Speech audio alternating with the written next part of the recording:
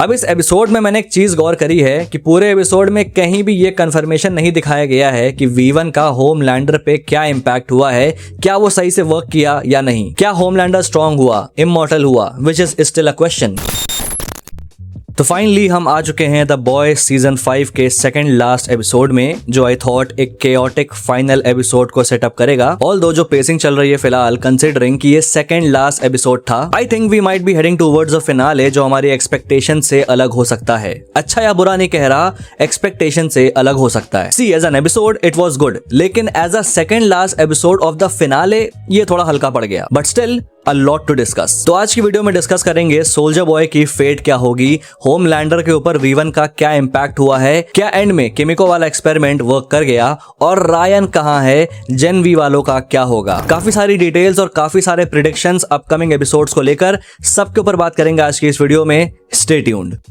तो एपिसोड शुरू होता है ओ फादर से, जो एक म्यूजिकल परफॉर्मेंस के ऊपर वर्क कर रहा है for the upcoming end session of Homelander as the god. अब ये इन्फो मुझे रिसेंट में ही पता चली एंड मुझे समझ आया कि इस म्यूजिकल सीन का सिग्निफिकेंस क्या है एंड क्यों ओ फादर के कैरेक्टर के लिए डीव डिग्स को कास्ट किया गया। तो डीव डिग्स एक अमेरिकन सिंगर और रैपर हैं who is notably known for his performance in Hamilton musical, और उसके अलावा और भी ऐसे म्यूजिकल परफॉर्मेंस। तो यहाँ ओ फादर का इस म्यूजिकल में खुद परफॉर्म करना डीव डिग्स के रियल करियर और टैलेंट को एक रेफरेंस देता है। दूसरी तरफ होमलैंडर को हम देखते हैं ओवल ऑफिस में, जहां वो प्रेसिडेंट कैलहाउन और वाइस प्रेसिडेंट एशले से मुलाकात करता है। अब यहाँ कुछ डिसीजंस हैं जो होमलैंडर इंप्लीमेंट करना चाहता है, जैसे चर्च और स्टेट के बीच की बाउंड्रीज को डिसॉल्व करना, स्टार लाइटर्स को शह देने वाले सैंक्चुरी सिटीज में ट्रूप्स को सैंक्शन करना, अबॉर्शंस को बैन करना एंड इवन ब्रेस्ट फीडिंग पे एम्फेसिस डालना। And if you think this is just Homelander being crazy, तो नहीं, ईच एंड एवरी लॉ जो यहाँ होमलैंडर पास करवाना चाहता है वो सब रियल लाइफ में ट्रम्प ने भी किए हैं। इवन अभी कुछ दिन पहले ट्रम्प का एक गोल्डन स्टैचू अनवील हुआ था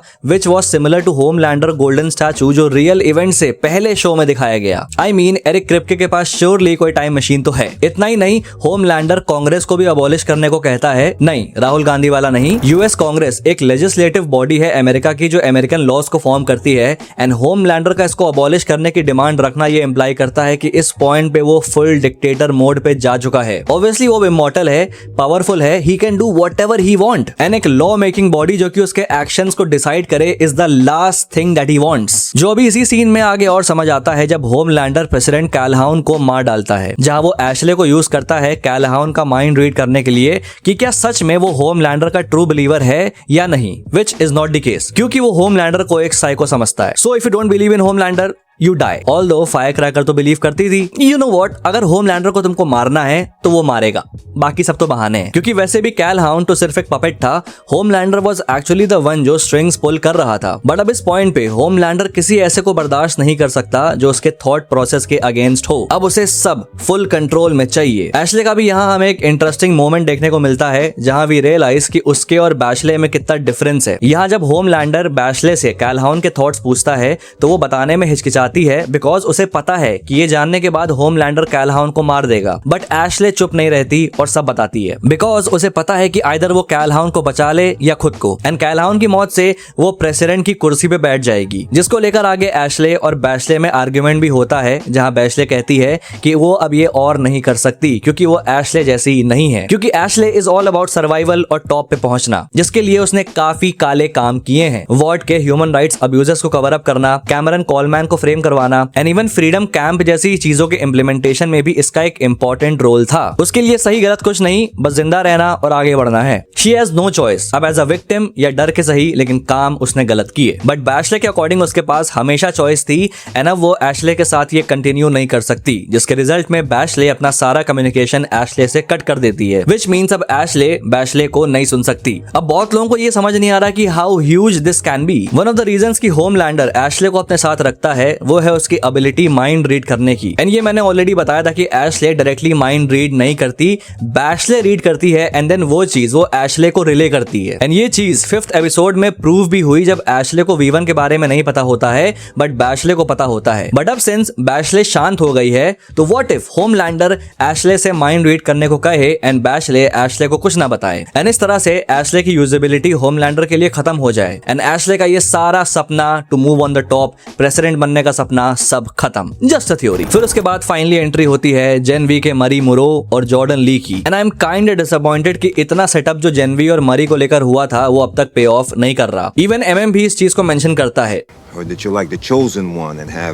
Homelander level strength to some shit. लेकिन जो मरी का जवाब इस चीज को लेकर होता है that is not a good sign. Reports of my awesomeness have been greatly exaggerated. This might hint कि मरी को डाउनग्रेड कर दिया गया है एंड उसका कोई ऐसा बड़ा रोल होने नहीं वाला है होमलैंडर को हराने में। स्टारलाइट ने जनवरी सीजन 2 के एंड में मरी और उसके सारे साथियों को रिक्रूट किया था। देखिए हमें अभी यही दोनों हैं बस, ऑल्दो एमा का भी मेंशन होता है यहाँ, जिसकी लिखी डायरी यहाँ जॉर्डन स्टारलाइट को देती है जिसमें ओ फादर को लेकर डिटेल्स होती हैं। एंड लास्ट एपिसोड में हमने केट की भी photo democratic church of America के वॉल पे देखी थी, सजेस्टिंग कि केट भी अब डेमोक्रेटिक चर्च का हिस्सा बन चुकी है। लेकिन इसमें भी ध्यान देने वाली चीज ये है कि जनवरी सीजन 2 में केट ऑलरेडी अपने रिडेम्पशन आर्क के थ्रू जा चुकी है, वो अब अच्छी है। सो यहाँ पर एक अलग स्टोरी भी हो सकती है जो माइट भी जनवरी द्वारा किए गए सेटअप को फाइनल एपिसोड में पे ऑफ करवा सकती है। Will get there in a moment. फिलहाल यहाँ स्टारलाइट ने कह दिया कि भैया पैकअप हो गया तुम लोगों का। एंड ये मरी और जॉर्डन के लिए काफी हार्ड पिल होती है कंसिडरिंग कि वो 1 साल से जान हथेली पे लेके चल रहे हैं एंड उन्हें इसमें लाने वाली भी स्टारलाइट है। बट स्टारलाइट का यहाँ पे कोल्ड और हार्श रिस्पॉन्स ये दिखाता है कि स्टारलाइट खुद भी अपना पर्पस भूल चुकी है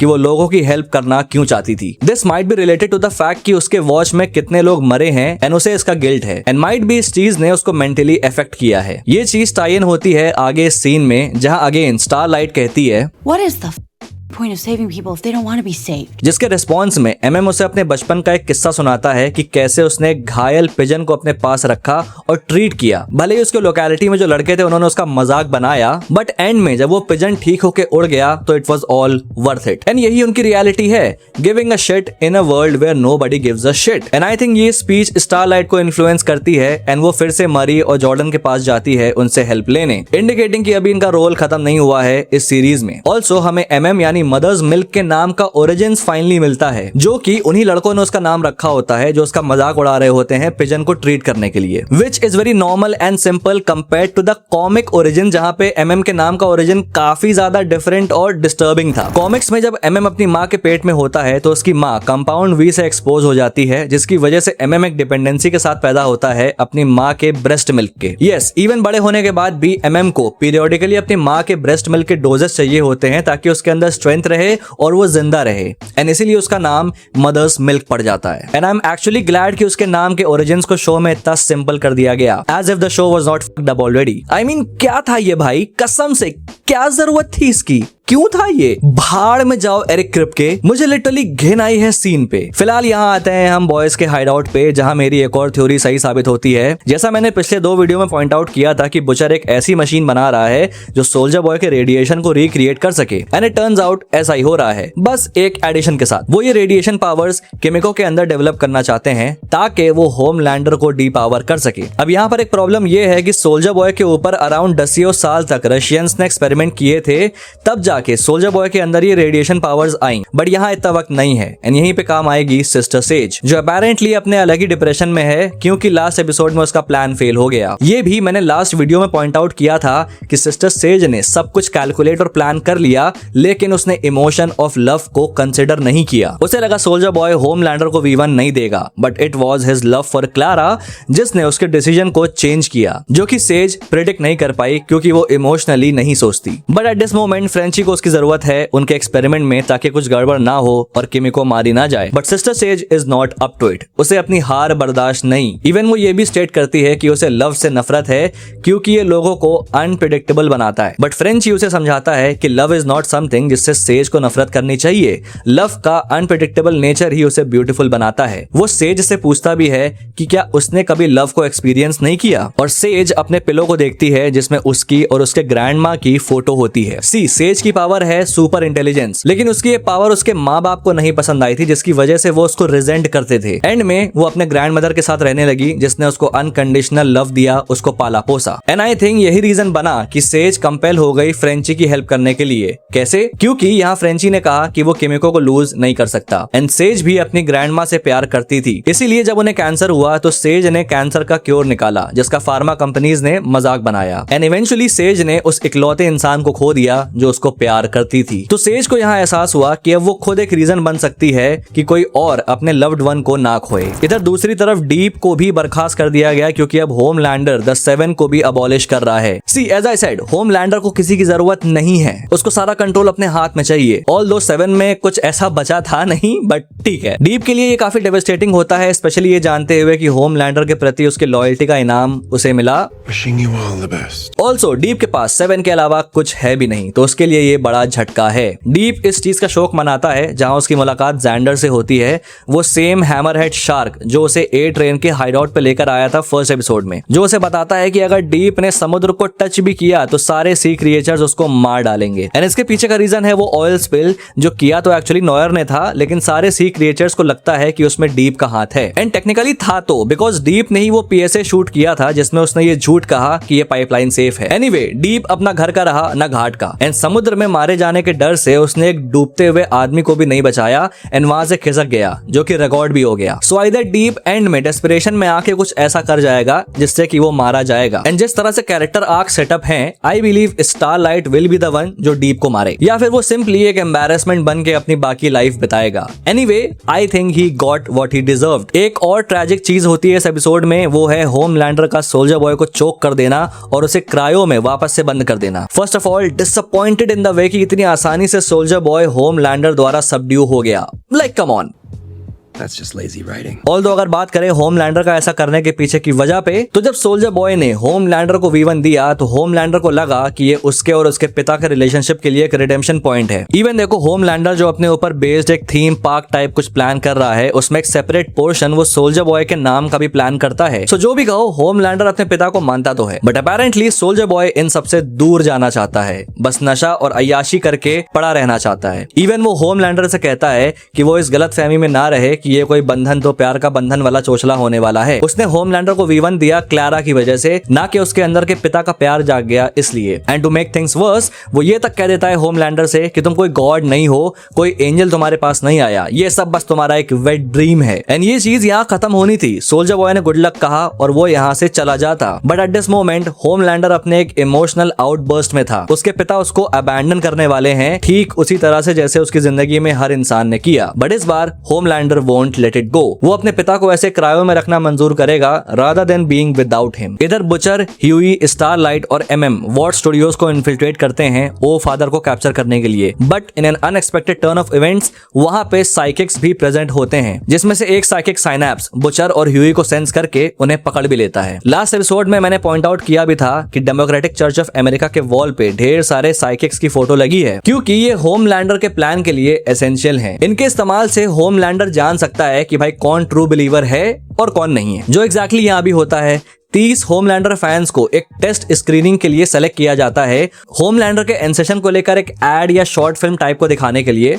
एंड थिएटर में खड़े दोनों साइक्स रूम में बैठ के सबको स्कैन करते हैं, एंड इट टर्न्स आउट कि 30 में से सिर्फ 6 लोग ही ट्रू बिलीवर्स हैं होमलैंडर के। जब ओ फादर ये बात होमलैंडर को बताता है तो होमलैंडर उसे ऑर्डर देता है कि सारे नॉन बिलीवर्स को मार दो। इंटरेस्टिंगली ओ फादर होमलैंडर को कन्विंस करने की कोशिश करता है कि वो बाकियों को कन्वर्ट कर सकता है, बट होमलैंडर तो मतलब मारना है तो मारना है। ऑल्सो जैसा मैंने बताया कि केट की फोटो भी इस वॉल पे थी, तो इट इज पॉसिबल कि वो डेमोक्रेटिक चर्च ऑफ अमेरिका का पार्ट है, बट वो एज अ मोल वर्क कर रही है मरी के लिए। रिमेंबर एमा की वो डायरी जिसमें ओ फादर का सारा शेड्यूल होता है, ये इन्फो उन्हें किसी इनसाइडर से मिली होगी जो आई बिलीव केट हो सकती है, जो आई गेस फाइनल एपिसोड में एक इंपॉर्टेंट पार्ट प्ले कर सकता है। बहरहाल जो 6 बिलीवर्स हैं उन्हें बाहर जाने दिया जाता है, एंड फिर डॉग नॉट और शियालीन रूम को सील करते हैं और बचे हुए 24 लोगों को जान से मारना शुरू करते हैं, बट और स्टारलाइट आके सबको रेस्क्यू कर लेते हैं। शियालीन मर जाती है एंड डॉग नॉट भी आई गेस बुरी तरह घायल। अगेन इधर बुचर और ह्यूई को साइनैप्स ने कैप्चर कर लिया होता है। यहाँ साइनैप्स बुचर के वॉर बडी केस्लर का रूप ले लेता है, केस्लर जिसको बुचर सीजन 4 में इमेजिन करता था। यहाँ साइनैप्स बुचर का माइंड रीड करके उसके अफगानिस्तान असाइनमेंट के बारे में बताता है, जिसमें केस्लर भी उसके साथ था, जहाँ बुचर के पास बैकआउट करके पूरी स्क्वाड को बचाने का ऑप्शन था, बट उसने अपने टारगेट को किल करना चूज किया। मिशन सक्सेस था, लेकिन बुचर की पूरी स्क्वाड मारी गई इंक्लूडिंग केस्लर। एंड इस कहानी को बुचर एक्सेप्ट भी करता है कि ये सच है, जो काइंड ऑफ उसके अर्लियर स्टेटमेंट को सपोर्ट भी करता है कि एक्चुअली बुचर अपने टारगेट तक पहुंचने के लिए अपने साथियों की जान जोखिम में डाल सकता है। We are going all the way. no matter the cost. जो अर्लियर ह्यूई जोकिंगली लेता है, लेकिन ये कहानी सुनने के बाद ये बात उसके लिए एक वार्निंग बेल बन जाती है। एंड काइंड ऑफ बुचर इस तरह से एक्ट कर भी रहा है सीजन में। इवन रायन तक को उसने यूज करना चाहा अपने एंड्स के लिए। नाउ व्हाट आई बिलीव कि ये शो बुचर को उसके विलन आर्क के लिए सेटअप कर रहा है, जहां वो स्यूप्स को खत्म करने के लिए इतना ऑब्सेस्ड हो जाएगा कि कुछ भी करने को रेडी हो जाएगा, as he said, no matter the cost. And ultimately उसको रोकने के लिए उसकी टीम को ही उसके अगेंस्ट जाना पड़ेगा। एंड सिंस इस सीन में ह्यूई उसके साथ है, तो हाईली पॉसिबल कि ह्यूई वो हो सकता है who will put Butcher down, similar to how it happened in the comics, जहां होमलैंडर पहले मारा जाता है and Butcher becomes the ultimate villain. Anyway, यहाँ सैनैप्स को ह्यूई उसके भाई की मौत की याद दिला के डिस्ट्रैक्ट करता है एंड इतने समय में बुचर खुद को आजाद करके सैनैप्स को मार देता है। बट काफी देर हो चुकी होती है बिकॉज सैनैप्स होमलैंडर को सेज की लोकेशन दे चुका होता है एंड होमलैंडर वहां पहुंच भी चुका होता है, जहां अभी अभी किमिको एक और रेडिएशन ब्लास्ट के थ्रू गुजर चुकी है। इस बार रेडिएशन को सिस्टर सेज ने फाइन ट्यून भी किया है, जिससे अब किमिको के अंदर सोल्जर बॉय की पावर्स आ जानी चाहिए। लेकिन उन्हें ये टेस्ट करने का मौका नहीं मिलता है क्योंकि वहां होमलैंडर पहुंच चुका होता है और किमिको चलने की हालत में नहीं होती है। तो फ्रेंची उसे और सिस्टर सेज को एक जिंक वेंटिलेशन डक्ट में छुपा देता है बिकॉज होमलैंडर जिंक के थ्रू नहीं देख सकता, राइट। बट होमलैंडर को शक होता है, लेकिन इससे पहले वो इन्वेस्टिगेट करे, फ्रेंची उसे डिस्ट्रैक्ट करता है। वो होमलैंडर को ब्लफ भी करता है कि उन्होंने सोल्जर बॉय की पावर्स को रिक्रिएट कर लिया है। ब्लफ इसलिए क्योंकि अभी ये कंफर्म नहीं है कि किमिको के अंदर वो पावर्स डेवलप हुई हैं या नहीं, बिकॉज एज आई सेड उनको टेस्ट करने का मौका नहीं मिला। And you can see visible tension on Homelander's face ये जानने के बाद कि एक स्यूप है जो उसकी पावर्स ले सकता है। फ्रेंची इसी समय यूरेनियम को अनलीश कर देता है। अब इस एपिसोड में मैंने एक चीज गौर करी है कि पूरे एपिसोड में कहीं भी ये कंफर्मेशन नहीं दिखाया गया है कि V1 का होमलैंडर पे क्या इंपैक्ट हुआ है, क्या वो सही से वर्क किया या नहीं, क्या होमलैंडर स्ट्रॉन्ग हुआ, इमॉर्टल हुआ, which is still a question. लेकिन यहाँ इस सीन में एक सटल हिंट हमें मिलता है कि होमलैंडर डेफिनेटली पहले से ज्यादा स्ट्रॉन्ग तो हुआ है। देखो यहाँ वो कैसे रिएक्ट कर रहा है यूरेनियम एक्सपोजर से। वो अब भी आराम से खड़ा है मिनिमल पेन के साथ, जबकि अर्लियर जब सोल्जर बॉय ने इसे बंद किया था तो उसकी हालत पतली हो गई थी। सो V1 से होमलैंडर की स्ट्रेंथ तो बड़ी है, ऑल्दो फुल स्केल इंप्लीकेशंस क्या हुए हैं ये देखना बाकी है। होमलैंडर वहां से चला जाता है एंड फ्रेंची रेडिएशन की वजह से मर जाता है। ऑनेस्टली काफी इमोशनल सीन था ये, स्पेशली किमिको ने जब रोना स्टार्ट किया। ऑल्सो यहाँ फॉर अ मोमेंट हम सिस्टर सेज को भी उदास देख सकते हैं। आई गेस फ्रेंची की बातों का उस पर इम्पैक्ट हुआ है एंड वो अब लव की फीलिंग को एक्नॉलेज करना स्टार्ट कर चुकी है। एनी हाउ एपिसोड काफी सैड नोट पे एंड होता है। अब फिनाले में क्या होगा उसको लेकर कुछ प्रेडिक्शंस। तो सबसे पहले तो यही मेजर प्लॉट पॉइंट, किमिको को रेडिएशन पावर्स मिलना। सो हाई चांसेस हैं कि ये लास्ट एक्सपेरिमेंट सक्सेसफुल हुआ है, बट आई गेस इतनी आसानी से किमिको के अंदर इन पावर्स को एक्टिवेट होता हुआ दिखाएंगे नहीं। एक क्रेसेंडो मोमेंट आएगा शो में जहां लगेगा कि भाई सब खत्म and then all of a sudden Kimiko की पावर्स अनलीश होंगी, क्योंकि अब सिर्फ लास्ट एपिसोड बाकी है and there is no point कि ये प्लान वर्क ना करे। लाइक अभी अब टाइम नहीं है कि बॉयज अब दूसरे प्लान के साथ आए। Although Homelander won't go down easy, उसको सबड्यू करने के लिए और पावरफुल स्यूप्स चाहिए होंगे ताकि किमिको उस पर रेडिएशन मार सके, जो करेंटली बॉयज की टीम में सिर्फ बुचर है जो काफी नहीं है एंड होमलैंडर भी पहले से ज्यादा स्ट्रॉन्ग है। And this is where the Gen V can come into play, जहां मरीमुरो और उसकी टीम बॉयज के साथ मिलके होमलैंडर के अगेंस्ट फाइट करें। इवन रायन की वापसी भी एज अ सेविंग ग्रेस हो सकती है होमलैंडर के अगेंस्ट। एंड आई गेस ये जो डिवाइन अनवीलिंग होमलैंडर की प्लान हो रही है, ये जो पूरा इवेंट जहां होगा, यही वो जगह है जहां पे फाइनल फाइट होना एक पॉसिबिलिटी है। ये भी पॉसिबल है कि होमलैंडर भी अपनी तरफ से स्यूप्स की एक आर्मी ना सही बट अच्छे खासे स्यूप्स को सैंक्शन करे, जो उसने अर्लियर भी मेंशन किया था। Just recall all soups stationed overseas. And we might get a version of the White House fight comics की एक दूसरे तरीके से। सोल्जर बॉय की फेट को लेकर I am not sure, since किमिको के पास पॉसिबली सोल्जर बॉय की पावर्स आ जाएंगी तो आई गेस सोल्जर बॉय का कोई मेजर यूज रह नहीं गया। इट्स पॉसिबल कि फाइनल एपिसोड में उसका कोई अपीयरेंस ना हो और उसको मारेंगे नहीं, बिकॉज अगेन वॉट राइजिंग आ रहा है and I don't think so they want to kill that character. बाकी अगर just in case in an event of surprise अगर वो मारा जाता है तो होमलैंडर के हाथों ही मारा जाएगा, which can make Homelander even more insane. या फिर किमिको की जो पावर्स हैं वो इतनी इफेक्टिव ना हो और वो मारी जाए होमलैंडर के हाथों and soldier boy step in करे और होमलैंडर को डीपावर करे। एनी हाउ अगर होमलैंडर का अंत बढ़िया से होगा, I mean the end game should be fulfilling. कुछ नहीं समझ आ रहा है तो आई मीन कॉमिक की ही एंडिंग को फॉलो कर लो, बिकॉज अगर ऐसा कुछ भी होता है तो मैं ओवरऑल पूरे सीजन फिनाले को अच्छा कंसिडर करूंगा। लेकिन एक्चुअली में क्या होगा वो तो हमको अगले हफ्ते पता चलेगा। बाकी यहाँ पे खत्म होती है बॉयज की ब्रेकडाउन वीडियो। तुम्हारे अपने क्या थॉट्स हैं, तुम्हारी अपने क्या थ्योरीज हैं, कमेंट्स में लिख के बताना। और अगर ये वीडियो पसंद आए तो लाइक कर देना, और अगर पहली बार यहाँ पे आए हो तो subscribe to the Flick Circle for more such videos. Till then, this is your Pop Culture Net signing off. We'll see you guys in the next video and thanks for watching.